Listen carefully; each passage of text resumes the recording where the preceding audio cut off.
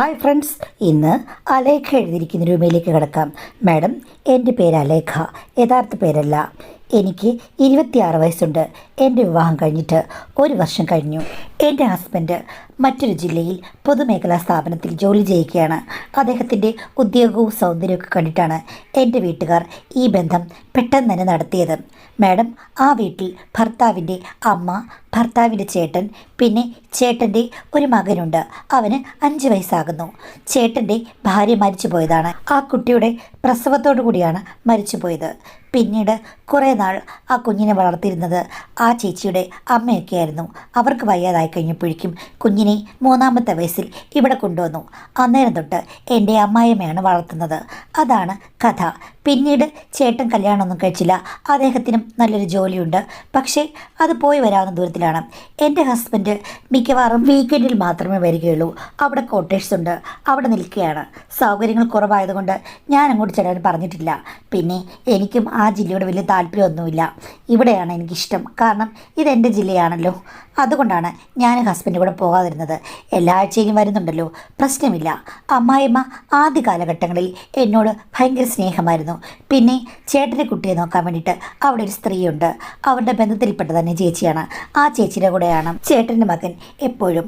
അവനെ സ്കൂളിലൊക്കെ വിടുന്നത് ആ ചേച്ചിയാണ്. ഒരമ്മയെപ്പോലെ എല്ലാം നോക്കി നടത്തും. പക്ഷേ അവർക്ക് നല്ല പ്രായമുണ്ട്. പിന്നെ അവർ വീട്ടിലേക്ക് പോവും. വൈകിട്ട് അവൻ സ്കൂളിലേക്ക് വരാറാകുമ്പോഴേക്കും അവനെ പോയി വിളിച്ചുകൊണ്ട് വന്നിട്ട് അവർ രാത്രി അവൻ ഉറങ്ങുന്നത് വരെയൊക്കെ ഇരിക്കും. 9-10 മണി വരെ അവൻ്റെ കൂടെ ഇരിക്കും. അവർക്ക് നല്ല സാലറി ഭർത്താവിൻ്റെ ചേട്ടന് കൊടുക്കുന്നുണ്ട്. അവർ സന്തോഷവതിയാണ്. അമ്മാമ്മയ്ക്ക് പിന്നെ ജസ്റ്റ് ഒന്ന് നോക്കി നടത്തിയാൽ മതിയെല്ലാം. വേറെ കുഴപ്പങ്ങളൊന്നുമില്ല. പാചകമൊക്കെ ചെയ്യും അമ്മായിയമ്മ. ഒരു പ്രശ്നവുമില്ല. നല്ല ഹെൽത്തിയാണ്. കണ്ടാലും ഒരു തമ്പുരാട്ടിയുടെ ലുക്കാണ്. വേറെ ഒരു പ്രശ്നങ്ങളും അവിടെയില്ല. ആദ്യം ചെന്ന് കഴിഞ്ഞപ്പോഴേക്കും എന്നോട് അടുക്കളയിൽ കയറണ്ടെന്ന് പറഞ്ഞു. ഞാൻ പക്ഷെ പോയി കുറേയൊക്കെ സഹായിക്കുകയൊക്കെ ചെയ്തു. അവിടെ ചെന്ന് കഴിഞ്ഞപ്പോഴേക്കും എനിക്കൊരു കാര്യം മനസ്സിലായി. എൻ്റെ വീട്ടിലാണെങ്കിൽ എന്നെ സഹോദരനെയൊക്കെ എൻ്റെ അമ്മയും അച്ഛനും ഒരുപോലെയാണ് സ്നേഹിക്കുന്നത്. ഇവിടെ അങ്ങനെയല്ല. മൂത്ത മകനോട് അമ്മായിയമ്മയ്ക്ക് വല്ലാത്ത സ്നേഹമാണ്. എപ്പോഴും പുറത്തു പോയി കഴിഞ്ഞാൽ വിളിച്ചുകൊണ്ടേയിരിക്കും. അങ്ങേർക്കും അങ്ങനെ തന്നെ. വരുമ്പോഴുള്ള സ്നേഹപ്രകടനങ്ങളൊക്കെ ഒന്ന് കാണേണ്ടത് തന്നെ. പക്ഷേ എൻ്റെ ഭർത്താവിനെ അങ്ങനെ വിളിക്കുകയോ അല്ലെങ്കിൽ വരാൻ വേണ്ടി കാത്തിരിക്കുകയോ ഒന്നുമില്ല. എന്നോട് ചോദിക്കും വെള്ളിയാഴ്ച ആകുമ്പോൾ, എടി അവൻ ഇന്ന് വരുമോ എന്നും. ഞാൻ പറയും അമ്മയെ വിളിച്ചില്ലേന്ന്. ഓ, ഞാനും അവനെ വിളിച്ചില്ല എന്ന് പറയും. എൻ്റെ ഭർത്താവ് വരുമ്പോൾ യാതൊരുവിധ എക്സൈറ്റ്മെൻറ്റും എൻ്റെ അമ്മായിമ്മയ്ക്കില്ല. പക്ഷേ മൂത്ത മോൻ വരുമ്പോഴേക്കും ഓടിച്ചെല്ലും, കെട്ടിപ്പിടിക്കും. അമ്മായിമ്മയ്ക്ക് വേണ്ടിയിട്ട് അയാൾ ഇഷ്ടമുള്ള സാധനങ്ങൾ ഓരോന്ന് വാങ്ങിച്ചുകൊണ്ട് വരും. എൻ്റെ ഭർത്താവ് എന്ത് കൊണ്ടുവന്ന് പറഞ്ഞാലും അത് വലിയ ഇൻട്രസ്റ്റ് ഒന്നും കാണിക്കില്ല. ആദ്യമൊന്നും ഈ കാര്യത്തെക്കുറിച്ച് ഞാൻ എൻ്റെ ഭർത്താവിനോട് ചോദിച്ചില്ല. എന്നാലും 1-2 മാസം കഴിഞ്ഞപ്പോൾ ഞാൻ ചോദിച്ചു, എന്താ ചേട്ടാ ഇവിടെ ഇങ്ങനെ ഒരു പക്ഷഭേദം വന്ന്? അപ്പോൾ പുള്ളി പറഞ്ഞു, അമ്മ എങ്ങനെയാണ്, ചേട്ടനോടാണ് പണ്ട് തൊട്ടേ താല്പര്യം. എന്നോട് ഒട്ടും താല്പര്യമില്ലാത്ത രീതിയിലാണ് പെരുമാറുന്നത്. അതുകൊണ്ട് തന്നെ അമ്മയോടും എനിക്കത്ര വലിയ അടുപ്പമൊന്നുമില്ല. അവരുടെ സ്നേഹബന്ധത്തെ ശല്യപ്പെടുത്താൻ ഞാൻ പോയിട്ടില്ല. അവർ മൂത്ത മോനെ സ്നേഹിക്കുകയാണെങ്കിൽ അങ്ങ് സ്നേഹിച്ചോട്ടെ, എനിക്ക് അതിന് പ്രശ്നവുമില്ല. പിന്നെ എല്ലാ സൗകര്യങ്ങളും പണവും ഒക്കെ തന്നല്ലോ. അപ്പോൾ കൂടുതൽ പരിഭവിക്കേണ്ട കാര്യമില്ല എന്ന് ഞാൻ മനസ്സുകൊണ്ട് തീരുമാനിച്ചു. അതുകൊണ്ട് നീ കാണുന്നത് പോലെ എനിക്കതിൽ വലിയ പരാതിയൊന്നുമില്ല. ചെറുപ്പം മുതലേ ഇങ്ങനെ തന്നെയാണ്. ഞാൻ നോക്കുമ്പോഴേക്കും അവിടെ എൻ്റെ ഭർത്താവിൻ്റെ തുണിയൊക്കെ നനച്ചുകൊണ്ടിരുന്നത് ഭർത്താവാണ്. ഞാൻ ചെന്നപ്പോൾ അദ്ദേഹത്തിൻ്റെ തുണി നനയ്ക്കാൻ എടുത്തപ്പോൾ ഹസ്ബൻഡ് പറഞ്ഞു, വേണ്ടടി ഞാൻ നനച്ചോളാന്ന്. അപ്പോൾ പിന്നെ എന്തിനാ എന്നെ കല്യാണം കഴിച്ച്? ഞാൻ നനച്ചോളാം, വാഷിംഗ് മെഷീൻ ഉണ്ടല്ലോ എന്ന് പറഞ്ഞ് ഞാൻ ബലമായി കൊണ്ടുപോയി നനയ്ക്കുകയായിരുന്നു. ഹസ്ബൻഡിനോട് പറഞ്ഞാൽ നനയ്ക്കണ്ട. അപ്പോൾ നിങ്ങളുടെ അമ്മ നനച്ച് തന്നിട്ടില്ലേ? അത് ഞാൻ ഒരു 4ാം ക്ലാസ്സൊക്കെ വരെ നനച്ച് തന്നിട്ടുണ്ട്. അത് കഴിഞ്ഞ ശേഷം എന്നോട് നനയ്ക്കാൻ പറഞ്ഞെന്ന് പറഞ്ഞു. പക്ഷേ ഞാൻ നോക്കുമ്പോഴുണ്ട് അമ്മായിയമ്മ ചേട്ടൻ്റെ ഡ്രസ്സെല്ലാം എടുത്ത് നനയ്ക്കുന്നു. പാൻറ്റിൻ്റെ പോക്കറ്റൊക്കെ നോക്കുന്നു, ജീൻസിൻ്റെ പോക്കറ്റ് നോക്കുന്നു, ഷർട്ടിൻ്റെ പോക്കറ്റ് നോക്കുന്നു. എല്ലാം അതീവ ശ്രദ്ധയോടുകൂടിയാണ് കൊണ്ടുവന്ന് ഇടുന്നത്. ഒരു ദിവസം തുണിയൊക്കെ എടുത്ത് ഞാൻ വാഷിംഗ് മെഷീനിൽ ഇടുകയായിരുന്നു. അവിടെ 2 ബാസ്ക്കറ്റുകളുണ്ട്. ഒന്നിൽ ഞങ്ങളുടെ തുണിയാണ്, ബാക്കി അമ്മായിയമ്മ കൊണ്ടിടുന്ന തുണിയാണ്. അതെടുത്ത് ഇടാൻ നോക്കി കഴിഞ്ഞപ്പോഴേക്കും എൻ്റെ ഭാഗത്തുനിന്ന് കുറച്ച് തുണിയേ ഉള്ളൂ. ഈ ഇരിക്കുന്ന ബക്കറ്റിലെ ബാക്കി തുണിയുടെ എടുത്തിടാമല്ലോ എന്ന് വിചാരിച്ച് ഞാൻ തുണികൾ ഓരോന്നായി എടുത്തിടാൻ തുടങ്ങി. അമ്മായിയമ്മയുടെ ഡ്രസ്സും ഉണ്ട്. അതിൻ്റെ കൂട്ടത്തിൽ ജോക്കിയൊക്കെ കണ്ടു. എനിക്ക് മനസ്സിലായി അത് ചേട്ടൻ്റെ ആണെന്ന്. ഞാനതൊക്കെ എടുത്തിട്ടുണ്ടിരിക്കുമ്പോഴേക്കും അമ്മായിയമ്മ ശബ്ദമുണ്ടാക്കൊണ്ട് എൻ്റെ അടുത്ത് വന്നു. നീ എന്താ ഈ കാണിക്കുന്നേ? ഞാൻ പറഞ്ഞു, തുണികൾ ഇതിനകത്ത് മുഴുവനും ഇട്ട് അതങ്ങ് അലക്കാമെന്ന് വിചാരിക്കുകയായിരുന്നു. 2 ബാസ്ക്കറ്റിലെ. ആഹാ, അങ്ങനെ നീ അലക്കണ്ട, ഞങ്ങളുടെ ബാസ്ക്കറ്റിലെ ഞാൻ അലക്കുന്നത്. നീ അലക്കേണ്ട കാര്യമില്ല. നീ നിൻ്റെ തുണിയും നിൻ്റെ ഭർത്താവിൻ്റെ തുണിയും മാത്രം എടുത്താൽ മതി. ഞങ്ങളുടെ തുണിയെല്ലാം തിരിച്ച് ബാസ്ക്കറ്റിൽ എടുത്തിടാൻ പറഞ്ഞു. അവരോട് വഴക്കുണ്ടാക്കണ്ടല്ലോ എന്ന് വിചാരിച്ച് ഞാൻ തുണികൾ ഓരോന്നായി എടുത്ത് അമ്മയുടെ ബാസ്ക്കറ്റിൽ ഇടാൻ തുടങ്ങി. അതിനുള്ളിൽ ചേട്ടൻ്റെ 2-3 ജോക്കി പോലുള്ള സാധനങ്ങളും ഉണ്ടായിരുന്നു. അത് കണ്ടു കഴിഞ്ഞപ്പോഴേക്കും ഞാൻ എടുത്തിടുന്ന കണ്ടപ്പോൾ അമ്മായിമ്മ പൊട്ടിത്തെറിച്ചു. എടി, നിനക്ക് എന്തിൻ്റെ കേടാണ്? നിൻ്റെ ഭർത്താവിൻ്റെ ഇത്തരം സാധനങ്ങളല്ലേ നീ കൈകൊണ്ട് തൊടാവൂ. നീ എന്തിനാണ് നിൻ്റെ ഭർത്താവിൻ്റെ ചേട്ടൻ്റെ സാധനങ്ങൾ എടുത്തിടുന്നതിനകത്ത്? നീ കേമയാണല്ലോ എന്ന്. ഞാൻ ചോദിച്ചു, അമ്മ എന്തൊക്കെയാണ് പറഞ്ഞത്? അമ്മയ്ക്ക് എന്തെങ്കിലും സൂക്കേടുണ്ടോയെന്ന്. എടി, സൂക്കേട് എനിക്കല്ല, നിനക്കാണ്. വന്നു കഴിഞ്ഞപ്പോഴേക്കും ഭർത്താവിനേക്കാൾ സ്വന്തനാണ് ഭർത്താവിൻ്റെ ചേട്ടൻ. ഭാര്യ മരിച്ച് നിൽക്കുകയാണ്. നോക്കിക്കഴിഞ്ഞപ്പോഴേക്കും ഇത്രയും സ്വത്തും 2 പേർക്ക് നല്ല ജോലിയുമുണ്ട്. ഭർത്താവിൻ്റെ ചേട്ടനെ കൂടെ കൈവെള്ളയിലാക്കി കഴിഞ്ഞാൽ ഇടവും വലവും 2 ആണുങ്ങളാകും. അതുമാത്രമല്ല, ഈ സ്വത്തെല്ലാം നിനക്കാകുകയും ചെയ്യും. നീ ഒരു മിടുക്കി തന്നെയാണ്. അല്ലെങ്കിൽ കുടുംബത്തിൽ പറഞ്ഞ പെണ്ണുങ്ങളാരെങ്കിലും ഇങ്ങനെ കാണിക്കുമെന്ന് ചോദിച്ചു. സത്യമായും അത് കേട്ട് ഞാൻ ഞെട്ടിപ്പോയി. ഇവർക്ക് എന്തിൻ്റെ കേടാണ്? വല്ല ഭ്രാന്തോ വല്ലോ ആണോ എന്ന് ഞാൻ ഓർത്തു. എന്ത് മറുപടി പറയണമെന്ന് എനിക്കറിയില്ല. എനിക്ക് നല്ല വിഷമമായിരുന്നു. ഞാൻ പെട്ടെന്ന് അവിടെ നിന്ന് പോയി മറുപടിയൊന്നും പറഞ്ഞില്ല. എൻ്റെ റൂമിൽ വന്ന് ഞാനങ്ങ് കരഞ്ഞു. പിന്നീട് കുറച്ചു നേരം കഴിഞ്ഞപ്പോഴേക്കും എൻ്റെ ഭർത്താവിനെ വിളിച്ച് ഞാൻ കാര്യങ്ങൾ പറഞ്ഞു. അപ്പോൾ ഭർത്താവ് പറഞ്ഞു, എടി, അമ്മയുടെ കാര്യങ്ങളിൽ നീ ഇടപെടരുത്. ചേട്ടൻ്റെ അത്തരം സാധനങ്ങളൊന്നും സ്പർശിക്കുന്നത് അമ്മയ്ക്ക് ഇഷ്ടമല്ല. അതൊക്കെ പ്രത്യേകം വൃത്തിയോടുകൂടി അമ്മ കൈകാര്യം ചെയ്യുന്നതാണ്. ഡെറ്റോളിലോ എന്തോ ലായനിലൊക്കെ മുക്കി വെച്ച് അത് കഴിഞ്ഞ ശേഷം മണസോപ്പിട്ട് കഴുകി പിന്നെ കംഫോർട്ട് മുക്കിയൊക്കെയാണ് അമ്മ ഉണക്കിയെടുക്കുന്നത്. അത്രത്തോളം വൃത്തിയിൽ അമ്മ വലിയ വ്യാപൃതയാണ്. അതുകൊണ്ട് ചേട്ടനും അതേപോലെയാണ്. ചേട്ടൻ്റെ ജോക്കിയും അടിയുടുപ്പുകളുമൊക്കെ അമ്മ മാത്രമാണ് കൈകാര്യം ചെയ്യുന്നത്. അതിലൊന്നും ആരും സ്പർശിക്കുന്നത് ഇഷ്ടമല്ല. നീ നമ്മുടെ കാര്യം മാത്രം നോക്കിയാൽ മതിയെന്ന്. ഞാൻ ചോദിച്ചു, ഈ വീട്ടിൽ എന്തൊക്കെയോ വിചിത്രമായ കാര്യങ്ങൾ നടക്കുന്നുണ്ട്. അപ്പോൾ ഹസ്ബൻഡ് പറഞ്ഞു, വിചിത്രമായ കാര്യങ്ങളൊന്നുമില്ല. അമ്മയ്ക്ക് ചേട്ടനോട് അമിതമായ വാത്സല്യമാണ്. അതിൻ്റെ കാര്യങ്ങളാണ് കാണുന്നത്. അപ്പോൾ അങ്ങയുടെ ഭാര്യ ഉള്ളപ്പോൾ അങ്ങനെയായിരുന്നു. ആ ഭാര്യ ഉള്ളപ്പോഴും ഇങ്ങനെ തന്നെ. പിന്നെ ചേട്ടത്തി പാവമായിരുന്നത് കൊണ്ട് പുള്ളിക്കാരിതൊന്നും ശ്രദ്ധിക്കില്ല. അമ്മ ഇതൊക്കെ ചെയ്തു കൊടുത്തു കഴിഞ്ഞാൽ അത്രയും ഗുണമെന്ന് അവർ കരുതിയിരുന്നു. നീ ഇതൊന്നും ശ്രദ്ധിക്കേണ്ട കാര്യമില്ല. അമ്മ അങ്ങനെ ഓരോന്നൊക്കെ പറയും. അമ്മയ്ക്ക് ചേട്ടൻ്റെ കാര്യത്തിൽ വലിയ പൊസസീവ്നെസ് ആണ്. അതുകൊണ്ടല്ലേ രണ്ടാമതൊരു കല്യാണം പോലും കഴിക്കാത്തതും. ഒരാലോചന വന്നതാണ്. അവരെ അമ്മ തെറി പറഞ്ഞു ഓടിച്ചു. ഞാൻ ചോദിച്ചു, നിങ്ങളുടെ അമ്മയ്ക്ക് എന്തോ സാരമായ കുഴപ്പമുണ്ട്. അങ്ങേർക്ക് രണ്ടാമതൊരു ജീവിതം വന്നു കഴിഞ്ഞാൽ എന്താ പ്രശ്നം? അതൊന്നും എനിക്കറിയില്ല. ചേട്ടനും അമ്മ പറഞ്ഞതേ കേൾക്കൂ. പൊസസീവായ ഒരുതരം സ്നേഹമാണ്. നീ അതിൻ്റെ പിറകെ പോകേണ്ട കാര്യമില്ല. നിനക്ക് സ്നേഹിക്കാൻ ഞാനില്ലേ? എനിക്ക് സ്നേഹിക്കാൻ നീയുമുണ്ട്. അവരുടെ കാര്യത്തിൽ നീ ഇടപെടേണ്ട കാര്യമില്ല. എന്തായാലും വീടൊക്കെ ചേട്ടനാണ്. നമുക്ക് പിന്നീട് നല്ലൊരു വീട് വെച്ച് 2-3 വർഷത്തിനുള്ളിൽ മാറണം. ടൗണിലങ്ങാണ് ഒരു ഫ്ലാറ്റ് മേടിക്കാമെന്ന് പറഞ്ഞു. അപ്പോൾ ഇളയാളായ നിങ്ങൾക്കല്ലേ ഈ വീട്? എടി, അമ്മ അത് ചേട്ടന് കൊടുക്കാൻ വെച്ചിരിക്കുകയാണ്. നമുക്കെന്തിനാ ഈ വീട്? വേറെ സ്ഥലങ്ങളൊക്കെ ഉണ്ടല്ലോ, അതൊക്കെ എൻ്റെ പേരിലുമുണ്ട്. നമുക്ക് ഇതിലും നല്ല വീടൊക്കെ വാങ്ങിക്കാൻ പറ്റും. തൽക്കാലം നീ അങ്ങ് അഡ്ജസ്റ്റ് ചെയ്യ്. അതൊന്നും നിൻ്റെ തലയിൽ കയറ്റുണ്ടെന്ന് പറയും. പിന്നെ അമ്മായിമ്മയും ഞാനും കൂടെ കൊമ്പ് കോർക്കാൻ മാത്രം ഒന്നും ഉണ്ടായിട്ടില്ല. ചില ദിവസങ്ങളിൽ ചേട്ടൻ ഉച്ചയ്ക്ക് വരും, ഹാഫ് ഡേ ലീവ് എടുത്ത്. തലവേദനയാണെന്ന്. പിന്നീട് അമ്മയുടെ മുറിയിലാണ് ഉറക്കം. 2 പേരും കൂടി ഒരു 4-4:30 ആകുമ്പോഴേ എഴുന്നേൽക്കുകയുള്ളൂ. അപ്പോഴേക്കും കുട്ടി വരും. ആ സമയത്ത് മാത്രമേ 2 പേരും കൂടെ വന്ന് ചായ ഒക്കെ കുടിക്കാൻ വേണ്ടി ടേബിളിൽ ഇരിക്കുകയുള്ളൂ. ഞാൻ ഒരു ദിവസം ഹസ്ബൻഡിന് ചോദിച്ചു, എന്തിനാണ് ചേട്ടൻ്റെ മുറിയിൽ പോകാതെ അമ്മയുടെ മുറി വന്ന് കിടന്നുറങ്ങുന്നത്? അതെ, ചേട്ടന് മൈഗ്രെയിൻ ഉണ്ട്. ആ സമയത്ത് അമ്മയുടെ അടുത്ത് വന്ന് കിടക്കും. അപ്പോഴാണ് ഓഫീസിൽ നിന്ന് ലീവ് എടുത്ത് വരുന്നത്. എന്നിട്ട് അമ്മ എന്തോ തൈലവും മറ്റും തടവി കൊടുക്കും. അപ്പം മാത്രമാണ് പുള്ളിക്കൊരു ആശ്വാസം കിട്ടുക. ഞാൻ പറഞ്ഞു, കൊള്ളാം. എടി, നീ ഇങ്ങനെ ആവശ്യമില്ലാതെ ഓരോ കാര്യങ്ങൾ ചോദിക്കുകയും സംശയിക്കുകയും ചെയ്യരുത്. അവരുടെ ജീവിതം അവർ ജീവിച്ചോട്ടെ. നീ എന്തിനാണ് ഇതൊക്കെ കാണാൻ പോകുന്നത്? ഒരു വീട്ടിൽ വന്ന് കയറി പ്രശ്നങ്ങൾ ഉണ്ടാക്കുകയാണ് നിൻ്റെ ലക്ഷ്യമെന്ന് ചോദിച്ചു. ഞാൻ പറഞ്ഞു, ചേട്ടാ, പ്രശ്നങ്ങൾ ഉണ്ടാക്കാൻ വേണ്ടിയിട്ടല്ല. അസാധാരണമായ കാര്യങ്ങൾ കണ്ടു കഴിഞ്ഞപ്പം ഞാനങ്ങ് ചോദിച്ചു പോയതാണ്. എന്നോടൊക്കെ ക്ഷമിക്കേ എന്ന് പറഞ്ഞു. അങ്ങനെ ഞാൻ പിന്നെ അതിന് വലിയ പ്രാധാന്യമൊന്നും കൊടുത്തില്ല. പക്ഷേ ഒരു ദിവസമില്ലേ മാഡം, ഇതേപോലെ അങ്ങേര് ഉച്ചയ്ക്ക് വന്നു. 2 പേരും കൂടി അകത്ത് പോകുന്നതും കണ്ടു. ഞാൻ അവരുടെ മുറിയുടെ വാതിൽ കൂടെ അങ്ങനെ നടക്കാറുള്ളതല്ല. പക്ഷേ ആ സമയത്ത് എന്തോ എൻ്റെ 6ാം ഇന്ദ്രിയം ഒന്ന് പ്രവർത്തിച്ചു. ആ സമയത്ത് ഞാൻ ആ മുറിയുടെ അവിടേക്ക് പോയി. അകത്തുനിന്ന് എന്തൊക്കെയോ ശബ്ദങ്ങൾ കേൾക്കുന്നു മാഡം. പക്ഷേ എനിക്കാദ്യം സംശയമൊന്നും തോന്നിയില്ല, 2 പേരും കൂടെ സംസാരിക്കാവുന്ന. പക്ഷേ ഇത്തിരി കഴിഞ്ഞപ്പോഴേക്കും ശ്വാസത്തിൻ്റെ ഗതി മാറുന്ന പോലെ തോന്നി. ഇടയ്ക്ക് എന്തോ താളത്തിൽ ആഹാ എന്നുള്ള ശബ്ദവും എനിക്ക് കേൾക്കുന്നതായിട്ട് എനിക്കങ്ങ് തോന്നി. ഞാനാണെങ്കിൽ പെട്ടെന്ന് ഒന്ന് ഞെട്ടി. ഞാൻ എന്തോ ഒരു സംശയം മനസ്സിലുണ്ടായിരുന്നു. ഇനി അത് തന്നെയാണോ അകത്തെ കാഴ്ചകൾ എങ്ങനെയെങ്കിലും കാണാൻ പറ്റുമോ എന്ന് ഞാൻ നോക്കി. അപ്പോൾ എന്തായാലും താക്കോൽ പഴുതിലൂടെ നോക്കണമെന്ന് എൻ്റെ മനസ്സ് പറഞ്ഞു. ഞാൻ നോക്കി മാഡം, പക്ഷേ അകത്തെ ദൃശ്യങ്ങൾ വ്യക്തമല്ല. എങ്കിലും ഞാൻ ചാഞ്ഞും ചരിഞ്ഞും ഒക്കെ നോക്കി. ഒരു സമയത്ത് ദൃശ്യം വ്യക്തമായപ്പോൾ ഞാൻ ഞെട്ടിപ്പോയി. ഹോളിവുഡ് പടങ്ങളിൽ പോലും ഞാനിങ്ങനൊരു കാഴ്ച കണ്ടിട്ടില്ല. അമ്മായിയമ്മ ഇരിക്കുന്നത് ഒരു മേശയുടെ പുറത്താണ് അവിടെ. അപ്പോൾ മോനെടുത്ത് നിൽക്കുകയുണ്ട്. അവരുടെ വല്ലാത്ത രീതിയിലുള്ള ശബ്ദപ്രകടനങ്ങൾ കണ്ട് ഞാൻ ഞെട്ടിപ്പോയി. എനിക്ക് പോലും ഇത്രയും നാളായിട്ടും എൻ്റെ ഭർത്താവിനോട് ഇത്രയും അടുത്ത് ഇടപഴകാനോ ഇത്രയും സർക്കസ് അഭ്യാസങ്ങൾ നടത്താനോ എനിക്ക് പറ്റിയിട്ടില്ല. ഇങ്ങനെ രീതി എൻ്റെ ജീവിതത്തിൽ ഞാൻ കഥകളിൽ പോലും വായിച്ചിട്ടില്ല. ഏതോ വീഡിയോയിൽ കണ്ടിട്ടുണ്ട്, അതല്ലാതെ ഒന്നുമില്ല. അവരുടെ തുള്ളാട്ടം കണ്ട് ഞാൻ ഞെട്ടിപ്പോയി. കാഴ്ചകൾ വ്യക്തമല്ലെങ്കിൽ കൂടി എൻ്റെ കൺമുന്നിൽ തെളിഞ്ഞു വന്ന രംഗങ്ങൾ എന്നെ ഞെട്ടിപ്പിക്കുന്നതായിരുന്നു. അവർക്ക് ഒരു 18കാരിയുടെ ഊർജ്ജസ്വലതയാണ്.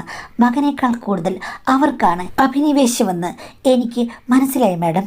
ഞാൻ ഒരു നിമിഷം അവിടെ ഇങ്ങനെ നിന്നുപോയി. ഞാൻ ഇടയ്ക്കിടയ്ക്ക് നോക്കുകയാണ്. ചിലപ്പോഴൊക്കെ എനിക്ക് കാഴ്ചകൾ വ്യക്തമാകുന്നുണ്ട്. അവർ തുള്ളിക്കുതിക്കുന്നത് ഞാൻ കാണുന്നുണ്ട്. ഈ പ്രായത്തിലും അവർക്ക് എങ്ങനെയാണ് അഭ്യാസ പ്രകടനങ്ങൾ നടത്താൻ കഴിയുക? എനിക്കത് ചിന്തിക്കാൻ പോലും ആകുന്നില്ല. ഉച്ചത്തിലുള്ള ശബ്ദങ്ങൾ ചിലപ്പോഴൊക്കെ പുറത്തു വന്നു. കല്യാണം കഴിഞ്ഞ് ഇത്രയും നാളെ ആയിട്ടുള്ളൂ. പുതുമോടിയാണ്. ഹസ്ബൻഡിനോട് ഇഷ്ടമുണ്ട്. ആദ്യമാണ്. എങ്കിൽ പോലും എനിക്കിത്തരം ശബ്ദങ്ങളൊക്കെ ഉണ്ടാക്കാൻ പാടാണ്. എനിക്കങ്ങനെ തോന്നിയിട്ടുമില്ല. പക്ഷേ ഇവിടെ എന്താണ് നടക്കുന്നത്? ഈ മറിമായം ലോകത്തിൽ ഒരിടത്തും നടക്കത്തില്ലല്ലോ എന്ന് ഞാൻ ഓർത്തുപോയി. പെട്ടെന്ന് തന്നെ ഞാൻ അവിടുന്ന് പോരുകയും ചെയ്തു. ആ കണ്ട കാഴ്ച എനിക്ക് വല്ലാത്ത ഷോക്കായിരുന്നു. ഹസ്ബൻഡിനോട് പറയണമെന്ന് ഞാൻ ഒത്തിരി വട്ടം ആലോചിച്ചു. വേണ്ട, പറയണ്ട. ഇവരുടെ സീക്രട്ട് അങ്ങനെ നടന്നു പോകട്ടെ. ഞാനിനി പറഞ്ഞ് പ്രശ്നങ്ങൾ ഉണ്ടാക്കണ്ട എന്ന് വിചാരിച്ചു. പിന്നീട് കുറച്ച് മാസം കഴിഞ്ഞപ്പോഴാണ് മാഡം ഒരു ദിവസം ഭർത്താവ് വന്നു കഴിഞ്ഞപ്പോഴേക്കും അമ്മായിമ്മ എന്തോ പറഞ്ഞു. രണ്ടുപേരും കൂടെ ഭയങ്കര വഴക്ക്. ഞാൻ ഹസ്ബൻഡിനെ സമാധാനിക്കാൻ ശ്രമിച്ചെങ്കിലും രണ്ടുപേരും അടങ്ങിയില്ല. പിന്നെ കുറേ നേരം കഴിഞ്ഞാണ് വഴക്ക് മാറിയത്. ആ സമയത്ത് ഹസ്ബൻഡ് എന്നോട് വന്ന് പറഞ്ഞു, ഇവരുടെ സ്വഭാവം എത്ര ആയാലും മാറുകയില്ല, ഇങ്ങനൊരു അമ്മ ആർക്കും ഉണ്ടാകില്ലെന്നൊക്കെ പറഞ്ഞു. ഞാൻ സമാധാനിപ്പിച്ചു. ആ നിമിഷത്തിൽ ഒന്ന് ശാന്തനായി കഴിഞ്ഞപ്പോൾ ഭർത്താവിനോട് ഇത് പറയണമെന്ന് തോന്നി. ഞാനപ്പോൾ ഹസ്ബൻഡിനോട് പറഞ്ഞു, ഞാൻ ഒരു കാര്യം പറഞ്ഞു കഴിഞ്ഞാൽ നിങ്ങൾ ഞെട്ടരുത്. ഞാൻ ഇങ്ങനൊരു കാഴ്ച കണ്ടെന്ന് പറഞ്ഞു. ഹസ്ബൻഡ് പറഞ്ഞു, അത് മാത്രം ഞാൻ വിശ്വസിക്കില്ല. അവർ പ്രത്യേക സ്വഭാവമുള്ള സ്ത്രീയാണ് എന്ന് വെച്ചിട്ട് എൻ്റെ അമ്മയെ നീ ഇങ്ങനെ താറടിക്കരുത്. അങ്ങനൊന്നും ലോകത്ത് ഒരമ്മയും ചെയ്യില്ല. നീ കണ്ടതിൻ്റെ കുഴപ്പമാണ്, വേറെന്തെങ്കിലും ആയിരിക്കാം. ചിലപ്പോൾ തലവേദനയ്ക്ക് തിരുമ്മി കൊടുക്കുന്നതായിരിക്കും നീ കണ്ടതെന്ന്. ഞാൻ പറഞ്ഞു, തലവേദനയാണോ നടുവേദനയാണോ എന്നൊക്കെ ഉള്ളത് ഞാൻ തീരുമാനിക്കാം. കണ്ടത് ഞാനല്ലേ. നീ അങ്ങോട്ട് പോ, കേട്ട ഞാൻ അവിടെ ഇരിക്കാം എന്ന് പറഞ്ഞ പോലെയല്ലേ നിങ്ങൾ പറഞ്ഞത്. ഞാൻ പറഞ്ഞത് സത്യമാണ് മനുഷ്യ എന്ന് പറഞ്ഞിട്ട് ഞാൻ കാഴ്ചകൾ അദ്ദേഹത്തോട് വർണ്ണിച്ചു. ഷോ, എനിക്ക് തല ചുറ്റുന്ന മോളെ എന്നൊക്കെ പറഞ്ഞ് ഹസ്ബൻഡ് അവിടെ കിടന്നു. ഞാൻ പറഞ്ഞു, ഇതാണ് ഇവിടെ നടക്കുന്നത്, ഇതാണ് ഇതിൻ്റെ ഗുഡൻസ്. അതുകൊണ്ടാണ് ആദ്യം തൊട്ട് ഞാൻ ചോദിക്കുന്നത്, ഇവിടെ എന്താ നടക്കുന്നത്, എന്ത് വിചിത്രമായ കാര്യമാണ് നടക്കുന്നതെന്നൊക്കെ. അപ്പം നിങ്ങൾ പറഞ്ഞു എല്ലാം വാത്സല്യമാണ്, പൊസസീവ്നെസ് ആണെന്ന്. ശരിക്കുള്ള വാത്സല്യം എന്താണെന്ന് ഞാൻ കണ്ടു എന്ന് ഹസ്ബൻഡിനോട് പറഞ്ഞു. ഹസ്ബൻഡിന് അതൊരു ഷോക്കായിരുന്നു. നീ പറഞ്ഞത് പൂർണ്ണമായി ഞാൻ വിശ്വസിക്കില്ല, എങ്കിലും എന്തോ ഒരു കാര്യമുണ്ടെന്ന് പറഞ്ഞു. ഞാൻ പറഞ്ഞു, ഒരു ദിവസം നിങ്ങൾ വാ, നിങ്ങളിപ്പോൾ വീക്കെൻഡല്ലേ വരികയുള്ളൂ, രാത്രിയാകുമ്പോഴും ഇവിടെ ഒരു പ്രശ്നവുമില്ല. പക്ഷേ പകൽ സമയത്ത് ഇതുപോലെ തലവേദന അനുഭവിച്ചു വരുമ്പോൾ ഇവിടെ ഇത് തന്നെയാണ് നടക്കുന്നത് പറഞ്ഞു. എന്നാലും ഹസ്ബൻഡ് അധികം അങ്ങോട്ട് വിശ്വസിച്ചില്ല. എന്തോ ഉണ്ടെന്ന് തോന്നി. ഒരു ദിവസം ഹസ്ബൻഡ് പറഞ്ഞിടി, 10 ദിവസം ക്യാഷ് ലീവ് എടുത്ത് ഞാനിവിടെ നിൽക്കാൻ പോവുകയാണ്. എന്തിനാ ചേട്ടാ? ഞാനിവിടെ നിൽക്കാമെന്ന് പറഞ്ഞു. അങ്ങനെ 10 ദിവസം ഹസ്ബൻഡ് ഇവിടെ നിന്നു. ആ സമയത്തൊക്കെ അമ്മ, നീ പോകുന്നില്ലേ, നിനക്കങ്ങനെ ലീവ് കിട്ടിയത് ഇത്രയും നാൾ എന്നൊക്കെ ചോദിച്ചു. അപ്പോൾ പുള്ളി പറഞ്ഞു, ഞാൻ പോകുന്നുണ്ട്, എനിക്കിപ്പോൾ ലീവ് ഉണ്ട്, എടുത്ത് തീർത്തില്ലെങ്കിൽ അത് പോകുമെന്ന് പറഞ്ഞു. പക്ഷേ ഹസ്ബൻഡ് അവിടെ ഉണ്ടായിരുന്നു കഴിഞ്ഞപ്പോഴേക്കും ചേട്ടൻ ലീവ് എടുത്ത് വന്നില്ല. ഉച്ച കഴിയുമ്പോൾ ഹസ്ബൻഡ് പറയും, എന്തായാലും നമുക്ക് ഉച്ചയുറക്കം വേണ്ട, നമുക്കും സർക്കസിൽ ജോയിൻ ചെയ്യാം മോളെ എന്നൊക്കെ പറഞ്ഞു. ഞാൻ പറഞ്ഞു, എനിക്കെങ്കിൽ സർക്കസ് ഒന്നും പറ്റില്ല, അതൊക്കെ എന്നെക്കൊണ്ടൊന്നും പറയിപ്പിക്കരുത് എന്ന് പറഞ്ഞ് ഞങ്ങൾ ചെറിയ വഴക്കുണ്ടായെങ്കിലും ഞങ്ങൾ തമ്മിലുള്ള ആ നിമിഷങ്ങൾ വളരെ മനോഹരമായിരുന്നു. അമ്മയുടെ മുഖം കടന്നൽ കുത്തിയോലിരിക്കുകയാണ്. ഞങ്ങൾ 4 മണിക്കൊക്കെ ഇറങ്ങി വരുമ്പോഴേക്കും മനസ്സിലായി അവിടെ ഗ്യാപ്പ് വന്നതുകൊണ്ട് കൊണ്ട് വലിയ വിഷമമാണെന്ന്. എന്നാൽ എൻ്റെ ഹസ്ബൻഡിന് കറക്റ്റ് മനസ്സിലായില്ല. 10 ദിവസം കഴിഞ്ഞിട്ട് പോകാൻ തുടങ്ങുമ്പോഴേക്കും ഞാൻ പറഞ്ഞു, ചേട്ടാ നിങ്ങൾ വിചാരിക്കുന്നതല്ല, ഇപ്പം 10 ദിവസത്തെ ഗ്യാപ്പ് ഉണ്ടല്ലോ, നാളെയോ മറ്റന്നാളോ ചേട്ടൻ എന്തായാലും ഉച്ചയാകുമ്പോഴേ ലീവ് എടുത്ത് വരുമെന്നും. അപ്പോൾ എൻ്റെ ഹസ്ബൻഡ് പറഞ്ഞു, എങ്കിൽ ഒരു കാര്യം ചെയ്യാം, 2 ദിവസം കൂടെ ഞാൻ ടൗണിൽ താമസിക്കാം. ഈ 2 ദിവസത്തിൽ നീ പറഞ്ഞ പോലെ എന്തെങ്കിലും സംഭവിക്കുകയാണെങ്കിൽ നീ എന്നെ വിളിച്ചാൽ മതി, 5-6 മിനിറ്റ് കൊണ്ട് ഞാനിങ്ങ് വരാമെന്ന് പറഞ്ഞു. നിങ്ങൾക്കിനി കണ്ടേ വിശ്വസിക്കുമെന്നുള്ളെങ്കിൽ ഞാൻ പറയുന്നു അത് കറക്റ്റായിട്ട് നടക്കുമെന്നും. ഭർത്താവിനെ അങ്ങനെ വിളിച്ച് യാത്ര പറഞ്ഞെങ്കിലും എനിക്കൊരു സംശയമുണ്ടായിരുന്നു. പോയെന്നറിഞ്ഞു കഴിഞ്ഞപ്പോഴേക്കും അമ്മായിമ്മയ്ക്ക് വലിയ സന്തോഷമായി. ഇനി അവൻ എന്ത് വരും മോളെന്ന്. ഞാൻ പറഞ്ഞു, ഇനി ഇപ്പോഴെങ്കിലും ലീവ് കിട്ടില്ല, ഇനിയിപ്പോൾ അടുത്ത വീക്കെൻഡിൽ പോലും വരുമെന്ന് തോന്നില്ലെന്ന് പറഞ്ഞു. അപ്പോൾ അമ്മായിമ്മ കുത്തുവാക്ക് പറയുകയാണ്, അതിനെന്താ, ഇപ്പോൾ 10 ദിവസം ഉണ്ടായിരുന്നല്ലോ, ഇനിയിപ്പോൾ 10 ആഴ്ച കണ്ടില്ലെങ്കിലും കുഴപ്പമൊന്നുമില്ലല്ലോ എന്നൊക്കെ പറഞ്ഞു. ഞാനൊന്ന് മൂളി. ഞാൻ പ്രതീക്ഷിച്ചതുപോലെ തന്നെ 2ാമത്തെ ദിവസത്തേക്കൊന്നും കാത്തിരിക്കേണ്ടി വന്നില്ല. അന്ന് ഉച്ചയായപ്പോൾ തലവേദനയാണെന്ന് പറഞ്ഞ് ചേട്ടൻ വന്നു. ഞാൻ അത് ശ്രദ്ധിച്ചതുപോലുമില്ല. 2 പേരും കയറി മുറിക്കകത്ത് കഥ കടച്ചു. ആ സമയത്ത് ഞാൻ ഹസ്ബൻഡിനെ വിളിച്ചു. ഹസ്ബൻഡ് 5 നിമിഷത്തിനുള്ളിൽ വന്നു മാഡം. അത് കഴിഞ്ഞ് ഞാൻ പറഞ്ഞു പുറകെ കൂടെ വാ എന്ന് പറഞ്ഞ് ശബ്ദമുണ്ടാക്കാതെ അദ്ദേഹത്തെ ഞാൻ വീട്ടിൽ കയറ്റി. അപ്പോൾ അവിടെ ആരുമില്ലല്ലോ, മറ്റ് ചേച്ചിയുമില്ല, കുഞ്ഞുമില്ല, ആരുമില്ല. ഞാൻ പറഞ്ഞു ഹസ്ബൻഡിനോട്, നിങ്ങൾ പോയി നോക്കിയിട്ട് വാ, എങ്ങനെ നോക്കണമെന്നും ഞാൻ പറഞ്ഞു കൊടുത്തു. എനിക്കാണെങ്കിൽ വല്ലാത്ത ആകാംക്ഷയായിരുന്നല്ലോ. അപ്പോൾ ഹസ്ബൻഡ് പറഞ്ഞു നീ കൂടെ വരാം. ഞാൻ പറഞ്ഞു 2 പേരും കൂടെ പോകണ്ട, ഞാൻ പുറകെ കാണും. ഹസ്ബൻഡ് പോയി നോക്കി മാഡം. അദ്ദേഹത്തിന് ആദ്യം കാഴ്ച കിട്ടിയില്ല. പിന്നീട് വളരെ പരിശ്രമിച്ച് നോക്കിക്കഴിഞ്ഞപ്പോഴേക്കും കാഴ്ചകൾ കണ്ടെന്ന് തോന്നുന്നു. ഞെട്ടി എന്നെ നോക്കിയിട്ട് ചുണ്ടത്ത് വിരൽ വെച്ചു, പതുക്കെ വരാമെന്ന്. ഞാൻ ചെന്നു. എന്നെയും അദ്ദേഹം ആ കാഴ്ചകളൊന്ന് കാണിക്കാൻ ശ്രമിച്ചു. ഞാൻ നോക്കിക്കഴിഞ്ഞപ്പോഴേക്കും ആദ്യം കണ്ടതിനേക്കാൾ വിചിത്രമായ കാര്യങ്ങളാണ് കണ്ടത്. ഞാൻ പെട്ടെന്നിങ്ങ് മാറി. ഹസ്ബൻഡ് 2-3 വട്ടം നോക്കി. അത് കഴിഞ്ഞ ശേഷം അദ്ദേഹം വന്നു. എന്നിട്ട് എന്നോട് പറഞ്ഞു, എന്താടി നിനക്കോ എനിക്കോ ഇത്തരം കാര്യങ്ങളിലൊന്നും താല്പര്യമില്ലല്ലോ, ഇതെന്തായത്, അമ്മ പ്രായമായതല്ലേ, എങ്ങനെയാണ് ഇത്രയും ആക്റ്റീവായിരിക്കുന്നത്? ഞാൻ പറഞ്ഞു അവരുടെ ദേഹം എന്താ, വല്ലതും പ്ലാസ്റ്റിക് കൊണ്ട് വരെ നിർമ്മിച്ചതാണോ, എന്തോ റബ്ബറോ, എങ്ങനെ ഇത്രയും ഫ്ലെക്സിബിലിറ്റി? അപ്പോൾ ഹസ്ബൻഡിനോട് പറഞ്ഞു, എടി അതാ എന്നെ അത്ഭുതപ്പെടുത്തുന്നത്, നിന്നോട് പറഞ്ഞു കഴിഞ്ഞാൽ നീ തയ്യാറാകുമോ?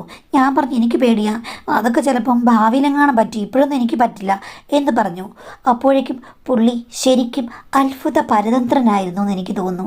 ഞങ്ങൾ 2 പേരും കൂടെ മുറിയിൽ പോയിരുന്നിട്ട് കുശാൻ സംസാരിച്ചു. എന്താ ചെയ്യുക, ഇതെന്താണിത്, എങ്ങനെയാണ് ഇവർ തമ്മിൽ അടുത്തത്? എനിക്കൊരിക്കൽ പോലും സംശയം തോന്നിയിട്ടില്ലല്ലോ. അച്ഛൻ മരിക്കുന്നതുവരെ അമ്മ ഇങ്ങനെയൊന്നും ആയിരുന്നില്ല, ഇത് അമ്മയുടെ വേറൊരു മുഖമാണല്ലോ എന്ന് പറഞ്ഞു. ഞാൻ പറഞ്ഞു ചിലപ്പോൾ മകനോടുള്ള അമിത വാത്സല്യം മൂലം ഭാര്യയൊക്കെ മരിച്ചു പോയി കഴിഞ്ഞപ്പോഴേക്കും ഒരു സ്വാതന്ത്ര്യം കൊടുക്കാൻ വേണ്ടി പോയി ഇങ്ങനെ ആയിപ്പോയതായിരിക്കാം. സിറ്റുവേഷൻസ് അല്ലേ ആളുകളെ ഇങ്ങനെയാക്കുന്നത്. അതിൽ ഞാൻ വലുതായിട്ട് പ്രശ്നം ഉണ്ടാക്കുന്നില്ല, പക്ഷെ എന്തിനാണ് എന്നോട് നിങ്ങളോട് വിരോധം കാണിക്കുന്നത്, അതുമാത്രമാണ് എൻ്റെ ചോദ്യം എന്ന് പറഞ്ഞു. ഹസ്ബൻഡ് പറഞ്ഞു, ഇത് എനിക്ക് വല്ലാത്ത ഷോക്കിംഗ് ആടി, എന്ത് ചെയ്യാനാണ്, ഇതിനെതിരെ നമുക്ക് എന്ത് പറയാനാണ്, പറഞ്ഞു കഴിഞ്ഞാൽ അത് കുടുംബത്തിൽ കൂടുതൽ പ്രശ്നങ്ങളുണ്ടാക്കാം. ഒരു കാര്യം ചെയ്യാം, ഇത് നമ്മുടെ ഉള്ളിൽ ഇരുന്നോട്ടെ, നമുക്ക് 2 കൂടെ 2 വർഷത്തിനുള്ളിൽ വീട് വെച്ച് മാറാമെന്ന് പറഞ്ഞു.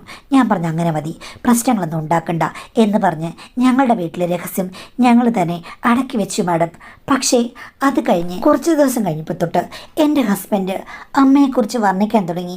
അമ്മയ്ക്ക് എങ്ങനെയാണ് ഇത്രയും ആക്റ്റീവായിട്ടിരിക്കാൻ പറ്റുന്നത് എന്ന് തുടർച്ചയായിട്ട് ചോദിക്കാൻ തുടങ്ങി.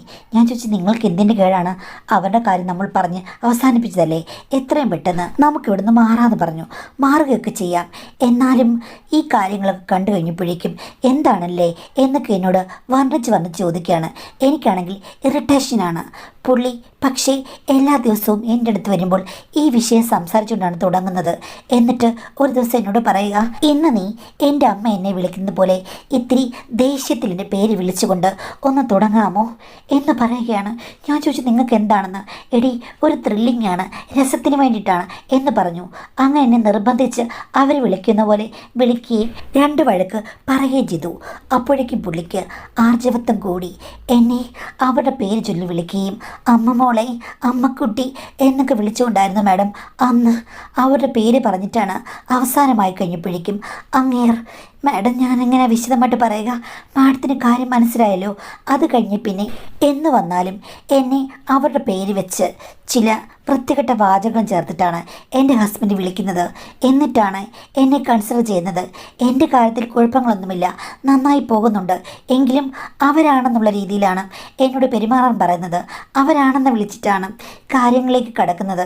മാഡം എനിക്കിതിപ്പോൾ പേടിയാണ്. എൻ്റെ ഹസ്ബൻഡും ഇതേപോലെ തന്നെ ചേട്ടനെ പോലെ അവരുമായിട്ട് അടുക്കുമോ? രണ്ടു മക്കളെയും അവർ കസ്റ്റഡിയിൽ ഒതുക്കുമോ? ഹസ്ബൻഡ് എന്നോടുള്ള താല്പര്യം നഷ്ടപ്പെടുമോ? മാഡം എൻ്റെ ജീവിതം കുളമാകുമെന്ന് എനിക്കിപ്പോൾ വല്ലാത്ത പേടിയാണ്. ഹസ്ബൻഡോട് ചോദിച്ചു കഴിഞ്ഞപ്പോഴേക്കും ഒന്നുമില്ല, അത് രസമാണ്, ഒരു റോള് മാത്രമാണ്, അത്രയേ ഉള്ളൂ. അവരോട് എനിക്ക് യഥാർത്ഥത്തിൽ അങ്ങനെ സ്നേഹത്തിലൊന്നും പോകാൻ പറ്റില്ല. അവർക്ക് എന്നെ ഇഷ്ടമൊന്നുമല്ല.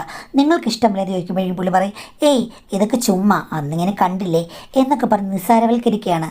പക്ഷേ വളരെ ഗൗരവമായിട്ടാണ് ആ സമയത്ത് അവരുടെ പേര് വിളിക്കുകയും മറ്റു കാര്യങ്ങളൊക്കെ ഉള്ളത്. മാഡം ഞാൻ എന്താണ് ചെയ്യേണ്ടത് എന്നാണ് ചോദിച്ചിരിക്കുന്നത്. അപ്പോൾ തീർച്ചയായിട്ടും ചക്കിന് വെച്ചത് കൊക്കിന് കൊണ്ടു എന്ന് പറഞ്ഞൊരവസ്ഥയാണ്. ഒരിക്കലും ഇങ്ങനൊരു കാര്യം നിങ്ങളുടെ ഭർത്താവിനെ വിളിച്ച് കാണിക്കരുതായിരുന്നു. കാരണം അത് അവരുടെ രണ്ടുപേരുടെയും പ്രൈവസി ആണെന്ന് അങ്ങ് വിചാരിച്ചാൽ മതിയായിരുന്നു. ഞെട്ടിപ്പിക്കുന്ന കാര്യമാണ്. ഭർത്താവിനോട് പറയണമെന്ന് ചോദിച്ചു കഴിഞ്ഞാൽ പറയണമായിരുന്നു. എങ്കിലും ഇത്രയും മെനക്കെട്ട് കഷ്ടപ്പെട്ട് നിങ്ങളെ വിളിച്ചു വരുത്തി പതിയിരുത്തി ഇതൊക്കെ കാണിച്ചു കൊടുത്തു. പക്ഷേ അനാവശ്യ കൗതുകങ്ങൾ ചില സമയത്ത് അനാവശ്യമായ പ്രശ്നങ്ങൾ ഉണ്ടാക്കുമെന്ന് മനസ്സിലായല്ലോ.